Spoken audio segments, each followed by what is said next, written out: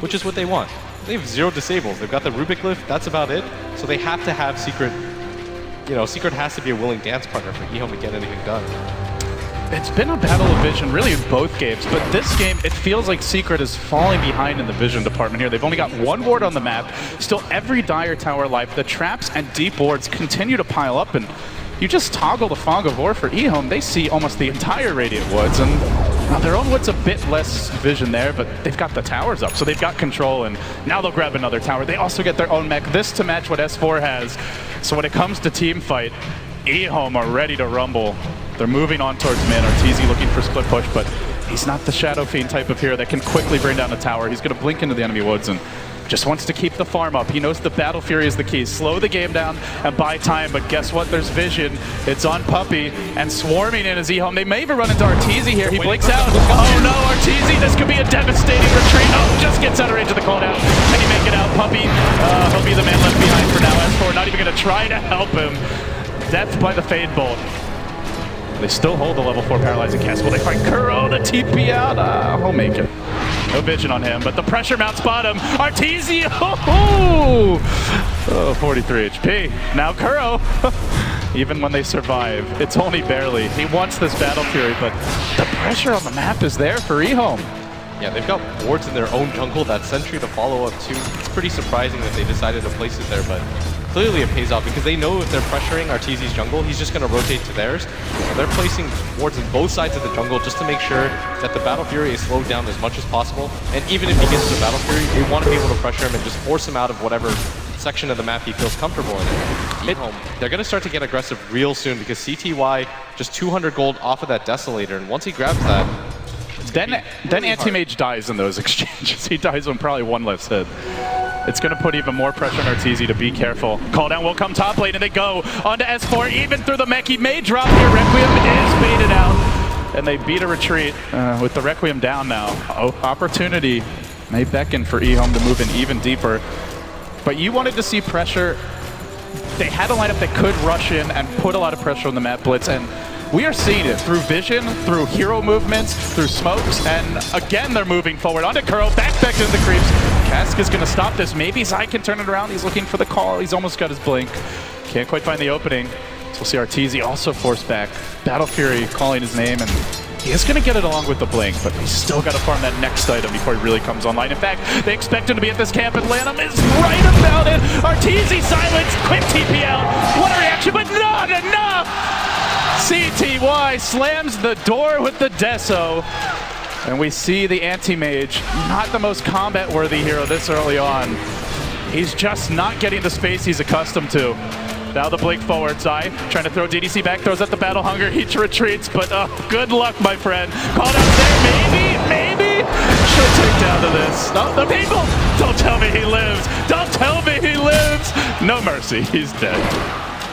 But that's just a Rubik. It's not too big of a deal in Secret. They do respond and finally get something off the map, and Arteezy away from the Battle Fury that he wants to be, and Ehome showing themselves on the map just so CTY can go for the solo Roshan. Finds a really fortuitous DD rune at the time. It's going to be such a huge experience and farming for him. And that's almost the blink as well, if he wants it. And once he gets that blink, it's going to be a guessing game for Arteezy, because if he misplaces his blink, CTY is going to run you down and pretty much two-shot you. And he still doesn't have the Battle Fury, and I mean, the risk is, the issue is, if you hold the blink, you start to lower your farming speed by a substantial amount. At top, Zai's ready for this. They're looking for the jump in, they've got the blink call, it's on to ZYF to go, the death ward to follow, but instantly canceled by RTK, medical assistance has arrived, and they're gonna turn it! Ehome now hunting for S4, the TP out will be canceled, no void, they got him! He's down as well, 3, crumble! ROTK, the man of the hour, saving his team and turning the fights, and Arteezy now. He'll be pushed off the lane. He's not going to be allowed to farm. He still doesn't have the Battle Fury. It's on its way now. Boy, he's going to have to dig deep if he wants to turn this back. It's not even really the individual stars from Ehome that are really making a difference. It's their supports.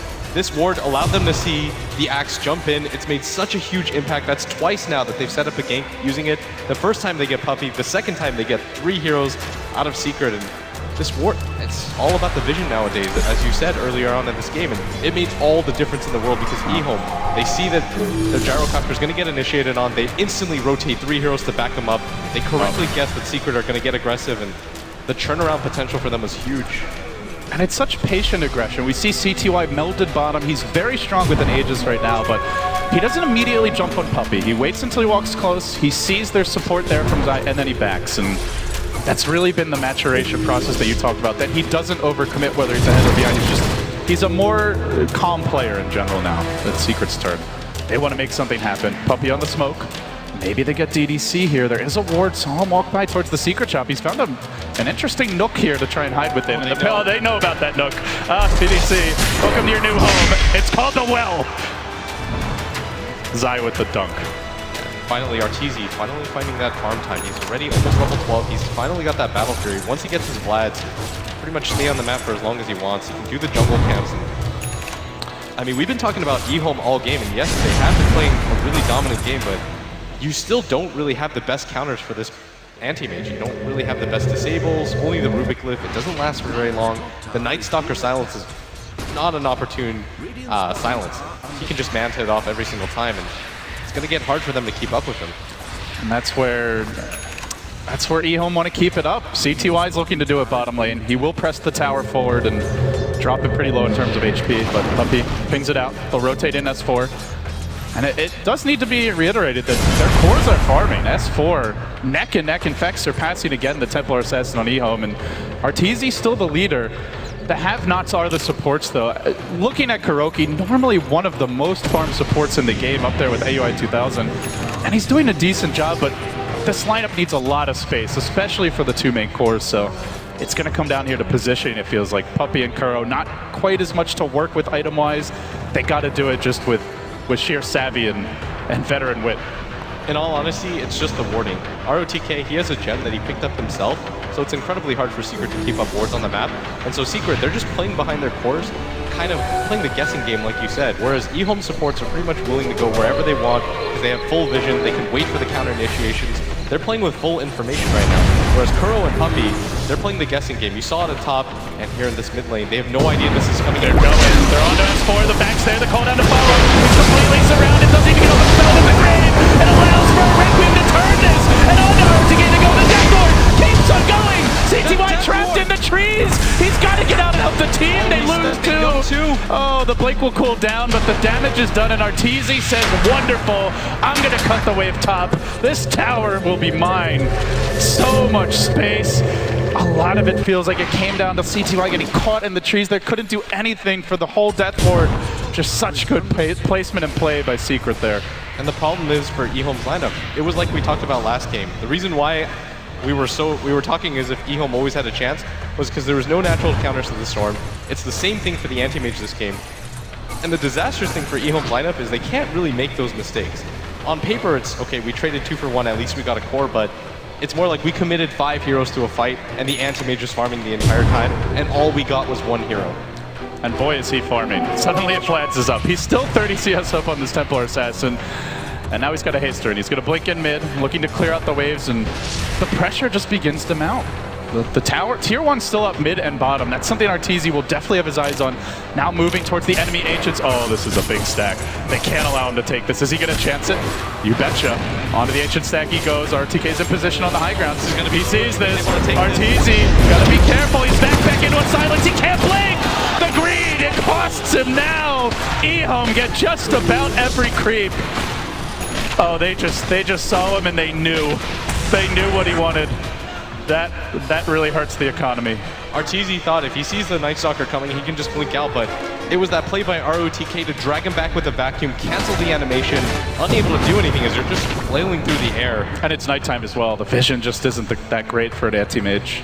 It was a huge high-risk, high-reward play, but Ehome completely punished him for it, and Arteezy can't afford to die like that because he's the only hero on the map that can go around and pressure like he is right now, but chancing it for that ancient stack wasn't enough, and CTY just continues to farm level 16, no BKB on him, decides to go for the Yasha. This is a huge glass cannon build, but he already does nearly 200 a hit with the Deso. They don't have the best damage over time here. There's a level 1 Battle Hunger, no points in Poison Touch. So there is potential for TA to get a little more aggressive in the item build, it feels like. Secret, they're going to need to land the team fight. They got to take them down together. They can't try to fight the TA 101. Nobody's strong enough. Maybe your late game anti-mage can do it when you get to like an Abyssal Blade, Butterfly type of level of farm, but he's not there yet. But he goes back to what he was doing before he got picked up. Arteezy into the top lane, and the Secret game plan is pretty much going to continue the same way. Keep on pushing with the AM, hold with the other 3 to 4. S4, maybe poke your head out to hit a couple of creep waves. You may even have to rat it already into the trees. And Ehome, no, this is the game plan for Secret, and they've been mostly prepared so far, and they're just waiting for him to show his head. There's a lane ward here top. Secret, they've not seen anyone from Ehome just yet, but Arteezy is just biding his time. Now CTY will show himself. That alone is enough to discourage him. Are they thinking about a jump on CTY? This could be very bad for Secret. They're waiting. They're still waiting to get vision on somebody else. And they're not going to find it. CTY off into the jungle. The rest of Secret do smoke, and they head towards top. They're actually going to swap out. They're going to go for this as fast as they can, and this should be a kill for Secret. Now CTY returns fire. Gem hits the deck. Zai tries to retreat with it. He survives with 10 HP. So low, but the turn. Arteezy also almost dead. There's a blink in 3 seconds. Arteezy's going to have his own blink in 1. Does he get the instant blink now? No, he misses on both. The back too late. Arteezy heading back as quickly as possible. And now reinforcements arrive. They grab not only the Night Stalker, but far more importantly, that precious gem onto Zai. That was the real price of that fight. Taking it off of them, being able to get some map control back is fairly significant because the Night Stalker, he's not a huge kill, but it's the gem that came with him that makes that so worthwhile. And at the same time, it just creates a little bit more time. Ehome don't want to get into 4v5 fights, and while the Night Stalker's on the deck, they're going to wait for him to be able to come back and pressure the map again. And this is going to allow Arteezy to farm his own jungle for the first time in the game. It's funny when you put it that way, but it really feels like it's come to that. Still, more space. He's down about 3k gold here in the enemy cores, but Yasha's coming. And the big item that makes him far more difficult to take down is not unreasonably far away. It's the Manta. But to match this economy, Ehome continue to stack their own Ancients. They've been very consistent about farming these as well, and as a result, they're able to hold steady with the 8k, more like 9 to 10k gold lead, it looks like. Puppey also looking to farm his own with the medallion. Big item out now. It's going to be a blink on RTK. And the combo potential is there. Call down. You've got the side blades that could splash through. Maybe DDC steals a Requiem. That would be a dream if he could pull it off for Ehome. For me, it just feels like the Death Ward from Kuro is going to be the huge game changer. We saw it in that last fight where he was able to keep it going the entire time. It was a large reason why Ehome didn't want to continue to commit. He's now bought himself a Ghost Scepter. Keep him alive for quite long in these fights. Protects him from the TA, who normally just blinks in, melts, and then right-clicks him with Refraction. He's pretty much done for. Yeah, he two-shots you. So. Yeah, you need that Ghost It's Scepter. a pretty clutch item. I am a little bit worried about Puppey, but he always has that Grave to rely on, and it's going to deter Ehome from just going in on him. But the next Roshan is going to be so huge, because with that Rosh, CTY is going to grab it, and they're just going to go all in. They're going to push wherever they can. They're going to have a lot of faith in his damage potential, and I don't really know what the game plan is for Secret at that point. If he gets that Aegis, if they're able to take down that tier 2 mid, I think that Ehome should be able to go for the high ground because they want to hit this timing where Arteezy still can't get into fights. I think even with the Manta style, Arteezy can get blown up by just the TA himself when he's this farmed. We saw it from EG earlier today. They had Fear on the split push. There was the amazing song from AUI that canceled 2 TPs. They held, and it was enough for EG to ultimately take the game. That one big fight. Now, for Secret, the big way to cancel TPs is a blink call from Zai. So that could be where they make their stand. Is not even the actual head-on fight, but just the split push of the anti-mage. Everyone from Secret right now is grabbing a Ghost Scepter, and I think this is a good plan. Where's that diffusal blade? You just want to extend the game and the team fights for as long as you possibly can. Zai blinks in, you can just call, pop your Ghost Scepter, and lead the fight around while your anti-mage picks off supports. That should be the game plan for Secret. Oh, DDC, blink, back on net, immediate lift. Oh, the combo damage. S4 is a BKB, not using it. He pops his Hastered, and that is enough. Well, CTY thinking it's not. Surged in, but they decide it's a bit too aggressive. He's got a full Daedalus on the courier. Yeah. Well, that's going to be trouble. I thought he was super far before it. I didn't even see that. Oh, that's what the net worth chart is for. With this, Daedalus complete. Could just walk right into the Roche pit, potentially. And that's what CTY is going to do, but the rest of the team doesn't seem like they're going to join him. He's chewing through this Roche. Oh boy, it's dropped fast. Really need any help right now. No. gonna hit level 19 with this. That far exceeds anybody on Team Secret. Lanham just likes to watch, but now he's had enough of it. Secret are deterred in their pressure top. Arteezy does shove the lane in. But Ehome distributing heroes wisely around the map. So they take the Roche, they don't give up any objectives. And now CTY back to the farm game, lacking a TP scroll. Maybe something Secret can play around here. I'm not sure what he could even drop for that. He's just going to be TP-less for now. This is such a weird timing right now. Ehome, they're really strong, but they don't really want to get picked off here because Arteezy can just go for the split push. Every single time somebody from Ehome dies, Arteezy just shows himself top, continues to go for the split push, but he has to be careful here at top. This game has just turned into like hearing the blink sound every 5 seconds. Just blink, blink. Now you see me, now you don't. And he's just waiting for the wave. Let's see, maybe one more wave, then he'll cut it. He knows that push that you mentioned could well be coming, and safest way to stop it is don't actually approach the creep wave, just hide in the trees, take a page out of HY's book, and then cut them off only when truly necessary.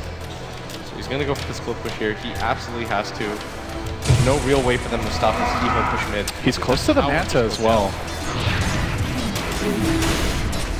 I'm not quite sure if that's enough though at this phase of the game, as CTY just deals a ton of damage. He's got that Aegis to deal with too. Oh, Kuro! That Ghost Scepter may well have been required if there was a crit coming out from the Daedalus. Yeah, I'm pretty sure that just saved his life.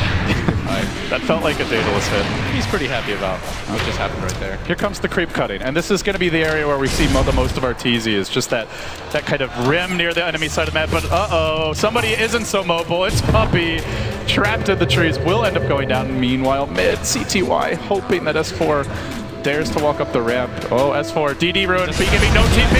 No TP for S4, in trouble. There's the first trap, he can BKB out of this slow and try to man fight. He's gonna go for the Requiem, but no chance in hell! Even through the damage of the Requiem, and it was a lot, the double wreck. Not enough. Yeah, do you think at bottom, by the way, if that was a bad move by Puppey, so Puppey, if anybody shows up in the lane to kill him, it's just free information for Arteezy, because he knows guaranteed 2 heroes down there. One of them has that lockdown ability that he's afraid of before he has his Manta, and it allows him just TP top, split push that lane. It's almost like you just trade a support for information and farm on Arteezy. Like, Puppey won't make a difference in this game anymore. The Hell Bear Smashers now also trolling the waves. If Arteezy can't do it, the creeps will provide the needed support. So they have to go in with a very minimal wave, just their own Satyr Torments are here, and that's not going to help against the backdoor regen. But that's now a completed butterfly on ZYF. This is just getting ridiculous for Ehome. They've got to be frustrated by this, but still with the lead here. In fact, they've been increasing it. A 12k gold lead, a 12k experience lead. Still, despite how aggravating it must be, they're pulling ahead more and more. Yeah, but this is what Secret want. Just continue to extend the game. Hope that Ehome overextend like they did last fight. And I don't know if they have it in them. If they overextend again, Arteezy's just going to get so much space. That's going to be like pretty much a Butterfly or a Basher after, or even close to an Abyssal Blade after one really bad fight. Yeah, with this lead, you can't really throw it away, especially when you've got such a mobile hero. They have the blink. Live to follow this up. Call down is waiting as well. They're going to immediately force out the blink. They couldn't quite get the silence off. Arteezy could have manted it anyway. Zai fishing with his own blink call. He's not going to connect the urn, stopping a potential blink out. Now they silence him. Anti-Mage Illusions working on the carries here. Zion a bit of danger. S4 there to usher them away, but blinking forward. And CTY the crit, not coming out, but the back now. S4 Graves, a beautiful goal. And the Deathward, look at it go. Kuro with the damage. Not enough though. Now he's on the run too. S4 may also fall as RTK. CTY cutting off the path of retreat and executing Secret inside their own base. Zai, heroics were attempted here, but Body still hitting the floor in numbers, and with a lone catapult mid, they may just try to high ground it now. Oh, Ehome's just going to go for bottom. They want bottom right now. They realize even if S4 has a buyback, he can't really do anything with just 9 souls on it. The time grows desperate. Where does Arteezy go? If he goes mid, there's a tier 2. There's a glyph. If he cuts the wave bottom, it's too late. There's already a gigantic wave in here. There's no Requiem on Shadow Fiend, no BKB, no buyback either. They only have a buyback on the Witch Doctor, who's lacking a Death Ward. Secret just trying to force cut the waves, but it's really not going to matter. They can't actually actually threaten racks here. They can't even threaten tier 3s. He blinks back towards mid, trying to prevent an additional land of racks from falling. But Ehome, they strike gold again. They get yet another objective, and they zero in on what would be a crushing upset if they can take this 2-0 from Team Secret. And now Ehome farming out the jungle. They're probably just going to wait out the next Roshan if they can. It's up in just 4 short minutes, and this is what Secret have to work with right now. If you don't take any tier 2's towers down, Ehome's not afraid. They're realizing, okay, we'll trade 2 or 3 creep waves for Arteezy for a Rax every single time. What Arteezy has to do is just force pressure on one of the tier 2 towers, take it down, so at worst he's trading Rax for Rax, but Ehome every single time deterring him. They save all of their tier 2 towers, so when they go for that death push, there's not a whole lot that he can do, and that's a free Rax for them, a 4-man team wipe to go with it, and CTY is just so farmed right now. He has a full MKB. No, do they even have a butterfly? No, that's just a preventive measure. Arteezy hasn't even picked up a component for a butterfly yet. Now he could buy one, but butterfly, normally your go-to item to maximize the split push just for the raw attack speed on your hero, and it does benefit the illusions a bit from the stats, but he's, I don't know. At this point, you're just not man-fighting CTY. That phase of the game feels over, barring an amazing team fight. What scares me more for Secret, Arteezy's doing his best to try to catch up, but S4 is just so underfarmed right now. It does look like he's got 6 slotted items, but they're just incredibly weak items. The mech has long outlived its usefulness. You'd bring up a gauntlet the same. Zai making me nervous here. There on the blue blink. S4 is slaughtered. He can't even make a move. Oh, Jesus. He does have the buyback, but it'll be with 11 souls. Arteezy even walks into this. He's going to try to start the fight. There's the 2-hero call. Mana Void! Mana Void! Oh, he does end up going down. 800 gold going Arteezy's way. What a big fight for Secret. ROTK frantically scrambling. Ehome have to be nervous now. The Conan comes in.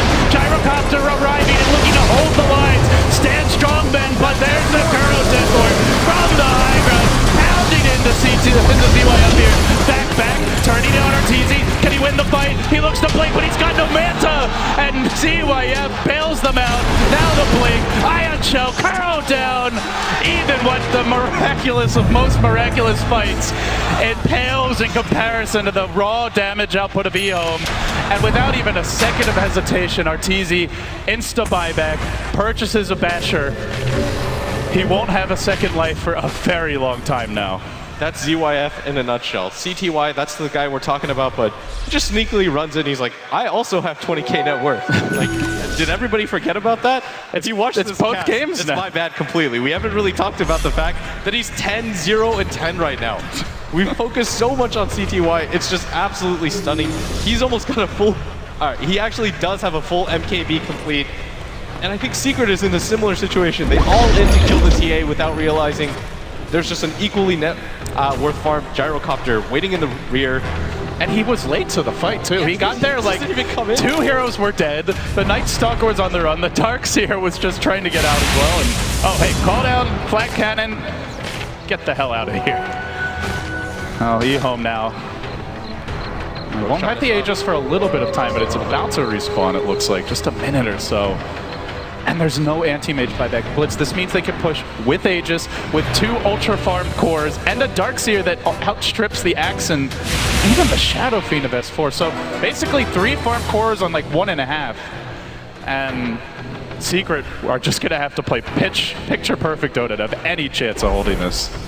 Yeah, and S4 doing his best to try to catch up, but what real items is he going to go for? He could go for the butterfly, but you've got 2 heroes already countering it before it even comes out. A Satanic could help, but then he'd be left with 0 damage. I don't really see what item he's going to get to really change this game. He would need a minimum of 2, maybe an AC plus the Satanic. Then he would have the damage to back it up, but... Or at least to be a threat to the supports, if nothing else, in these fights. Arteezy, he's going to get caught out he here. just bought back. Oh, he's thrown to the low ground. That's pretty fortunate. Now the turn. Arteezy, 1 auto tech blinking out, but it's Zai who's left behind. Zai in a bit of trouble. Can he make his way out? There's the Ghost Scepter desperately hanging on, but going back in! Arteezy! He charged in again. It'll pay with his life, but with no Arteezy, this is going to be nigh impossible for Secret. Massacred under the blazing guns of ZYF and CTY's endless crits. There's another! Ehome have done it. They 2-0 Secret, and they move forward here in the winner bracket. A shocker for Secret and fans around the world. But what a solid showing it was. I mean, Ehome took care of business.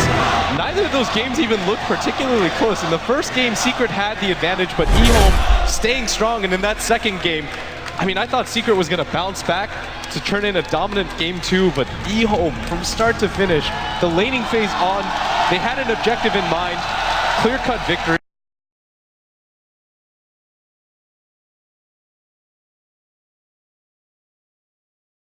I mean, Clear-cut victory. ROTK doesn't even look that hype. He's like, I'm here to do business. This one best of 3 doesn't matter because he's got his eyes set on the bigger prize. yeah, meanwhile, Arteezy busting out the gold shades. He's also staying cool here, but Secret down to the lower bracket now. Not where people thought they would be after day number 2. Oh, what a showing from Ehome. That was just thrilling to watch. I just thought they played such a flawless game in game number 2. Didn't really leave any room. If you deal with CTY, then here's DYF right behind him in net worth every single time. And on the other side, the lower bracket teams are probably just sitting there sweating with Secret now waiting for them. But with that, let's see what the analysts think. Ehome with the big 2-0 upset. A monumental result from the upper bracket, one that no one on planet Earth expected except perhaps for the 5 guys inside the pod. We've got a couple of gentlemen who've subbed in for us. Welcome back to the desk, to Pyrian Flax and to Wagamama as well. Thank you so much. What a great time for you guys to come back. Yeah, I'm glad I caught that. That was a hell of a series. I wasn't quite sure who won at the end there. LD left it a little open to interpretation, but I'm pretty sure it was Ehome, so well done to them. They didn't look surprised at all. No. They were 100% sure. They were just sort of like, yeah, another day at work, just almost like they'd come with a playbook and they just followed it and got to the end and shut the last page and went, oh yeah, we're done. Fantastic. Definitely have a playbook, because looking at the drafts by RTK, it was super impressive. Both game 1 and game 2, in terms of it was not an all-in. It was not, being strong at one thing and only winning by that. They had team fight, they had pickoff, they had late game. They had a well-rounded draft in both those games. Game 1 was a complete outdraft. And in game 2, Secret looked shaky. They're picking Shadowfiend AM as first 2. Okay. We are going to just hold the thoughts there. We're going to get more from you in just a moment. But Casey has ROTK with him. Perhaps you can ask him around the drafting. Oh, yes, I certainly can. I can ask him pretty much anything. ROTK, congratulations. Thank you. How are you feeling right now? It's hard to say, just very exciting, I mean, because Secret is top 1 in the world, and we are just a young team, and we can bring this thing. I feel very, very exciting now. How are you able to focus your team, knowing what you just said, knowing that Team Secret is the team a lot of people have been talking about as the ones to beat? How were you able to kind of set that aside and focus on the task at hand?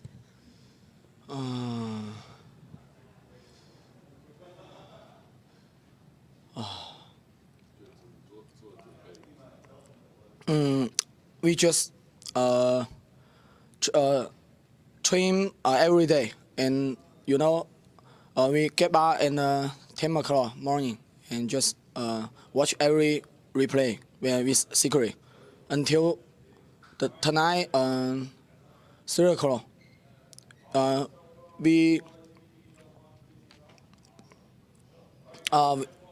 think we just try my best to do how to win Secret, and then we did. Twice. How did that feel, and how did the draft go? How much did the draft in both of the games factor into your success? I think today, 就说我想说我们的战术比较成功今天。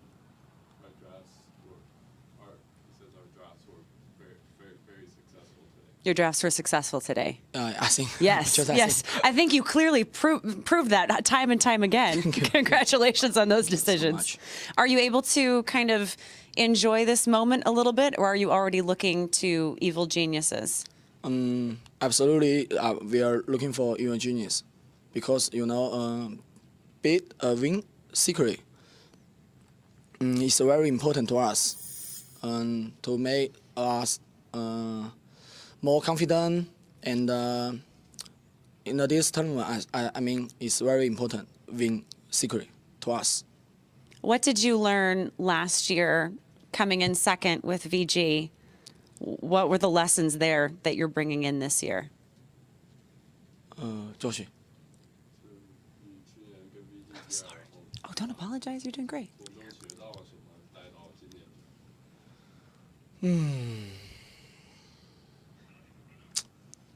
就是我觉得发挥这个东西，就是大家都有发挥不好的时候，然后最关键的就是我觉得战术一定要到位。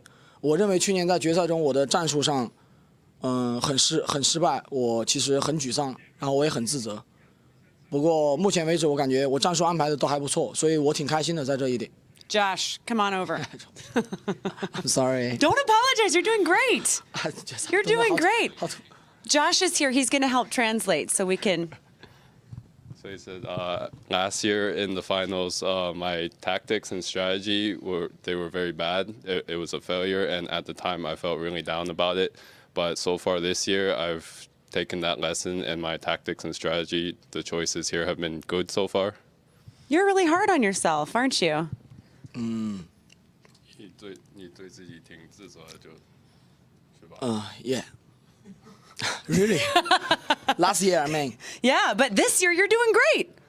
I think so. Thank you so much for talking to us. And Josh, good to have you back. Thank you for helping out.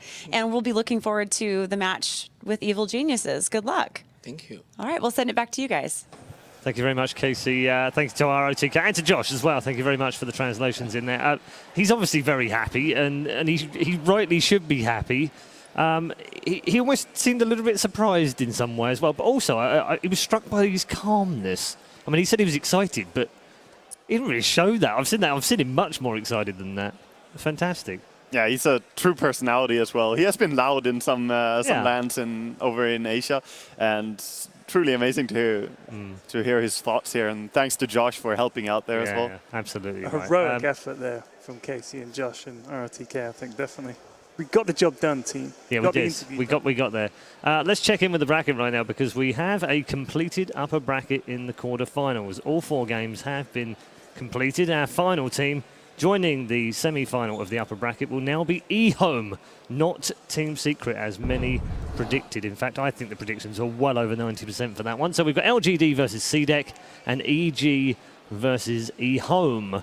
The thing that strikes me most about that is, of course, we were talking about pendulums yesterday, Alan. Oh, yeah. Swinging between east and west, and many people have predicted that this year it'd swing back towards the west. And here we are in the semi-finals of the upper bracket, and 3 of them are Chinese teams. Yeah, not only 3 out of the 4 Chinese teams, but let's not forget, these are the 2 out of the 4 are the teams that competed in the Chinese qualifiers. CDEC, the wild card team, and Ehome, the team that looked very convincing in those same qualifiers. But boy, I don't think anybody expected this kind of performance from them. And again, the common denominator, we talked about it before, young players showing up to play for those teams. It's going to be a crazy semi-final, Ben, when you think about that. That's Sumail versus CTY.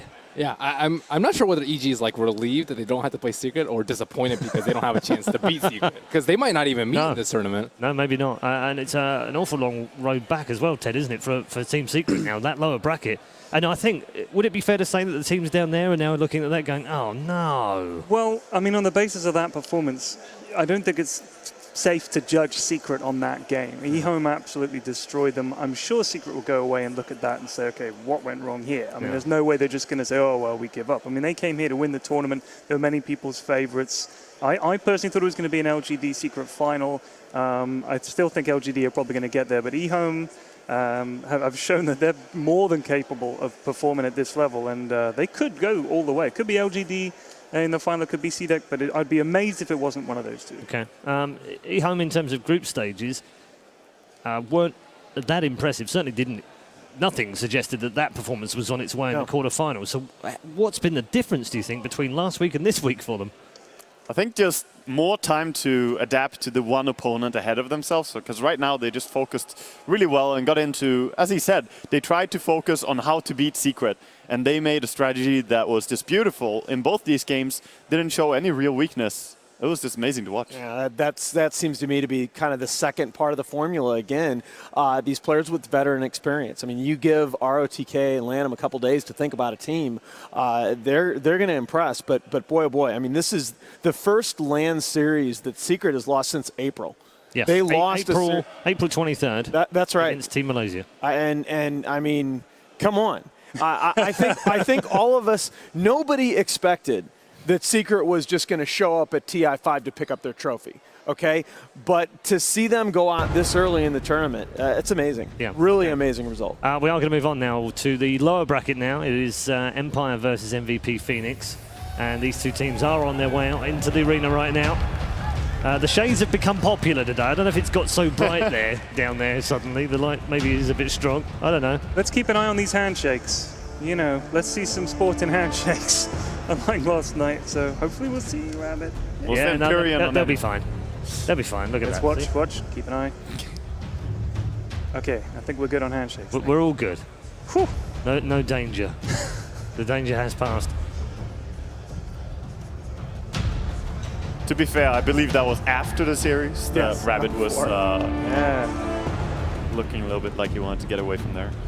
Indeed. So we'll let them get set up in the pods. Of course, all their equipment will be there ready. They'll be just ready to go in a few minutes' time, and we'll let them do that. And we'll also talk about both of the teams in just a moment. But first of all, this is Team Empire's lineup.